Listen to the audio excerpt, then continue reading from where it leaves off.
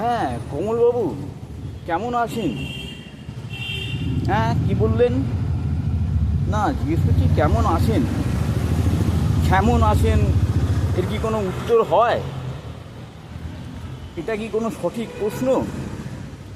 এর কোনো সঠিক উত্তর হয়? আপনি বোঝেন না? আমার জীবনে অনেক সমস্যা থাকতে পারে, অনেক রকমের সমস্যা থাকতে পারে, যেগুলো আমি আপনাকে বলতে পারবো না। তা আপনি এই ধরনের একটা অন্যায়, অযৌক্তিক এবং অনৈতিকও এরম ধরনের একটা কথা বলছেন কেন আমাকে? না আসলে, না না, এই কেমন আছেন এই কথাটা শুধু আপনি নন, অনেকেই বলেন।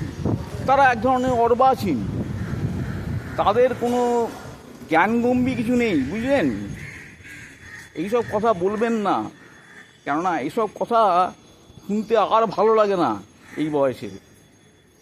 ও আচ্ছা, আমাকে ক্ষমা করবেন, আমার ভুল হয়ে গেছে, আমি ক্ষমা প্রার্থী।